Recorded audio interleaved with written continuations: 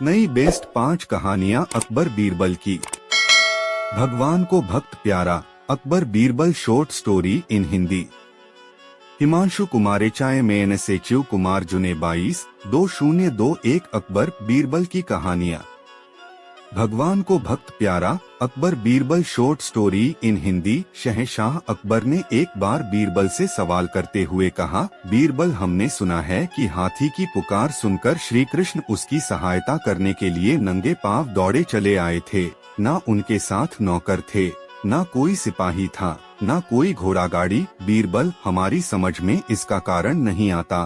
क्या उनके पास नौकर नहीं थे या नौकरों का अभाव था? बीरबल थोड़ा मुस्कुराए, फिर बोले, जहांपनाह, मैं इसका जवाब देने के लिए आपसे कुछ दिनों का समय चाहता हूँ। भगवान को भक्त प्यारा Akbar Birbal short story in Hindi. कुछ दिनों के बाद बीरबल एक शाही नौकर से मिले जो शहंशाह के पोते की देखभाल करता था। उस शाही नौकर से इजाजत लेकर बीरबल बादशाह के पोते को एक शिल्पकार के पास ले गए और उससे कहा कि इस बच्चे की सूरत से मिलता जुलता मोम का एक पुतला तैयार कर दो। पुतला जब तैयार हो गया तो बीरबल ने पुतले को शाही वस्त्र आभूषणों से सजा दिया। फिर उन्होंने मोम के पुतले को उसी नौकर को देते हुए कहा, इस पुतले को रोज की तरह बादशाह के सामने ले जाना और पास के तालाब में फिसल जाने का नाटक करते हुए गिर पड़ना। लेकिन इस बात का अवश्य ध्यान रखना कि पुतला तालाब में गिरे और तुम तालाब के किनारे पर ही गिरना। अगर तुम इस नाटक को करने में सफल रहे तो तुम्हें ढेरों इनाम मिलेंगे। शाही नौकर ने इनाम के लालच में बीरबल ने जैसा कहा था वैसा ही किया। वह मोम के पुतले को लेकर तालाब के पास आया और मोम का पुतला पानी में गिराकर वह स्वयं भी तालाब के किनारे पर गिर पड़ा। बादशाह अकबर दूर से ही यह सब देखकर घबरा गए और जिस हाल में थे उसी हाल में दौड़ते हुए आए और तालाब में कूदकर पुतले को लेकर तालाब के बाहर आ गए। हाथ में मोम का पुतला देखकर अकबर समझ गए कि यह बीरबल का ही किया धरा है। बीरबल ने झट से कहा, जहांपना, इतने नौकर चाकर हैं, घोड़ा गाड़ी हैं, सिपाहियों की इतनी बड़ी फौज है, फिर भी आप स्वयं अकेले ही तालाब में क्यों कूद पड़े? शहंशाह अब कहते भी क्या, वह तो आश्चर्य से भरे मौन खड़े रह गए। बीरबल हंसने लगे, हुजूर, अब तो कुछ कहने की जरूरत ही नहीं है। जिस तरह से आपको अपना पोता प्यारा है, उसी तरह से भगवान श्री कृष्ण को उनके भक्त प्यारे हैं। यही कारण है कि गजराज की एक पुकार पर पैदल ही दौड़े चले आए थे। बादशाह अकबर बीरबल के जवाब से संतुष्ट थे और उन्होंने बीरबल को ढेरों इनाम से सुशोभित किया। उम्मीद करता हूँ आपको यह पोस्ट भगवान को भक्त प्यारा अकबर बीरबल हिंदी स्टोरी पसंद आया होगा। इसी तरह का नई नई कहानी पाने के लिए इस ब्लॉग को सब्सक्राइब करें। दुकानदार को मिला सबक, स्टोरी ऑफ अकबर बीरबल इन हिंदी। एक दुकानदार बहुत ही कंजूस और जरूरत से अधिक बेईमान व लालची था। वह बर्तनों को बेचता और खरीदता था। शहर के अधिकांश लोग उसके व्यवहार से परेशान व दुखी थे। आठ सबने मिलकर उस दुकानदार की शिकायत बीरबल से की, हुजूर, वह दुकानदार बहुत ही लालची, धूर्त और बेईमान है। मेहरबानी करके आप उस दुकानदार को सबक सिखाएं। स्टोरी ऑफ अकबर बीरबल इन हिंदी। दुकानदार को मिला सबक। बीरबल सबकी शिकायत पर उस दुकानदार से जाकर मिले और उसकी दुकान से 3 पतीले खरीद कर ले आए। कुछ समय बाद एक छोटी सी पतीली लेकर दुकानदार से मिले और कहने लगे, आपके बड़े पतीले ने इसे पैदा किया है, आप इस पतीली को रख लें। दुकानदार बहुत ही प्रसन्न हुआ और पतीली लेकर चुपचाप रख ली। यह भी नहीं सोचा कि भला पतीला पतीली को कैसे पैदा कर सकता है। 15-20 दिन के बाद बीरबल एक बड़ा पतीला लेकर दुकानदार से मिले और बोले, मुझे आपके पतीले ठीक नहीं लगे, आप मुझे इनका मूल्य लौटा दें। यह सुनकर दुकानदार बौखला गया और ऊंची आवाज में बोला, आप तो केवल एक पतीला लेकर आए हैं, मैंने तो आपको 3 बड़े पतीले दिए थे। बीरबल दुखी स्वर में बोले, हाँ मुझे याद है, लेकिन क्या बताऊं, 3 में से 2 की मौत हो गई है। दुकानदार यह सुनते ही चिढ़ गया और भौहें चढ़ाते हुए बोला, क्या बात करते हैं जनाब, पूरे नगर में क्या एक मैं ही आपके मूर्ख मिला हूँ? कहीं पतीले भी मरते हैं? पतीले जब बच्चे पैदा कर सकते हैं तब पतीले मर क्यों नहीं सकते हैं? बीरबल ने अपने जवाब से दुकानदार का मुंह बंद कर दिया। दुकानदार ने न केवल बीरबल को पतीलों के पैसे लौटाए बल्कि हाथ जोड़कर अपने गुनाहों के लिए उनसे माफी भी मांगनी पड़ी। उम्मीद करता हूँ आपको यह पोस्ट दुकानदार को मिला सबक अकबर बीरबल स्टोरी इन हिंदी पसंद आया होगा। आराम से जो मरे वो सुखी। अकबर बीरबल की कहानी। बादशाह अकबर एक दिन बीरबल के साथ सुबह की सैर पर निकले। एक नंगे आदमी को देखकर उन्हें गुस्सा आ गया। उन्होंने बीरबल से पूछा, बताओ बीरबल, सबसे अधिक सुखी इस दुनिया में कौन है? मैं तरह तरह की वेशभूषा में लोगों को जीवन बिताते तथा अनेक प्रकार के भगवानों की पूजा इबादत आदि करते देखकर असमंजस में पड़ गया हूँ। बीरबल, मुझे मालूम है मेरे सवाल का जवाब केवल तुम ही दे सकते हो। अकबर बीरबल की कहानी हिंदी में।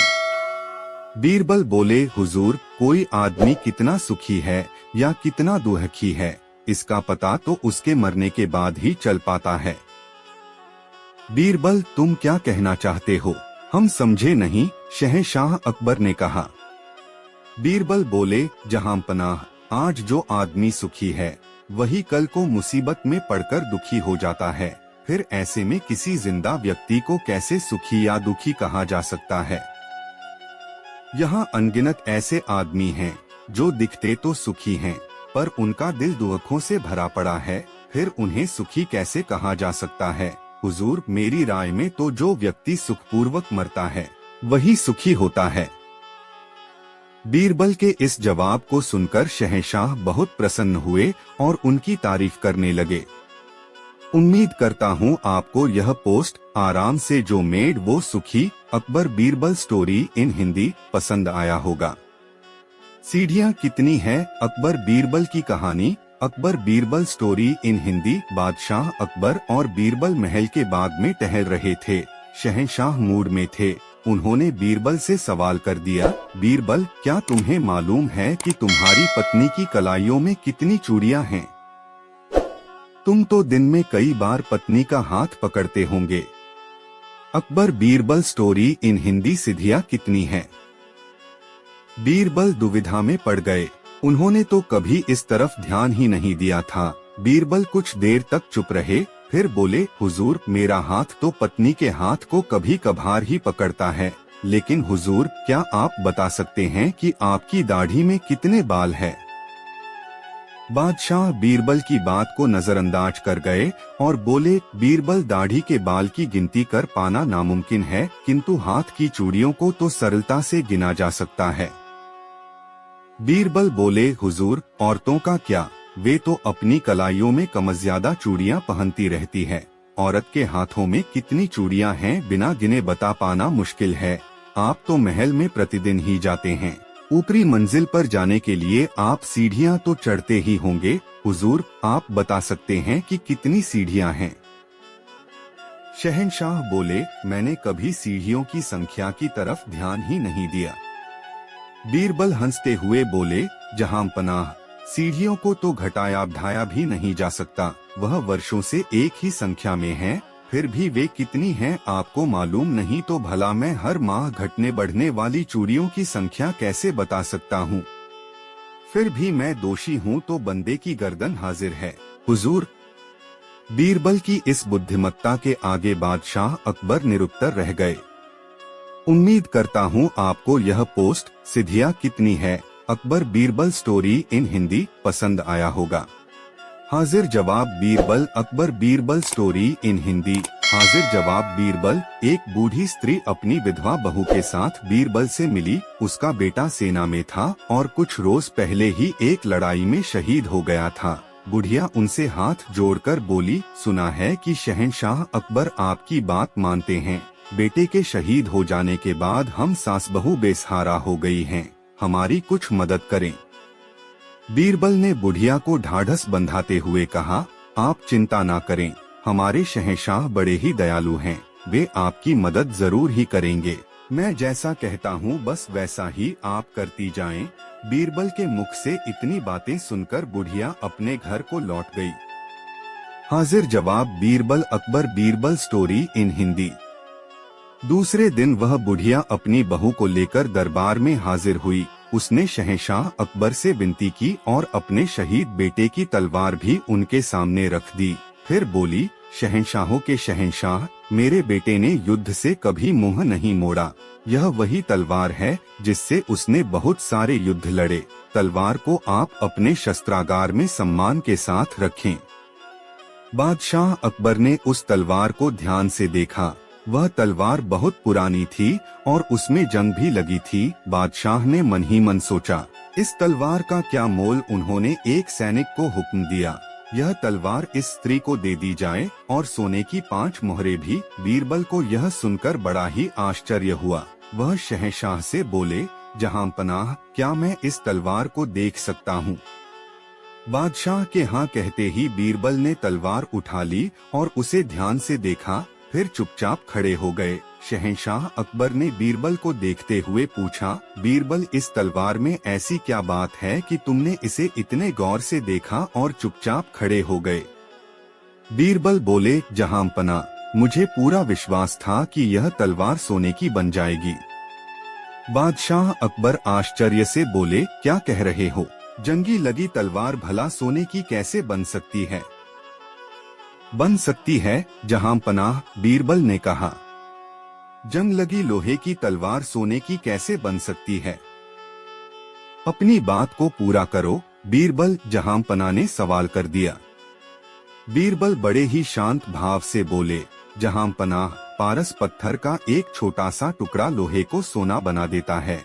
मैं तो यह सोचकर आश्चर्य में हूँ कि आपके हाथों में आने के बाद भी यह तलवार लोहे की ही बनी रही।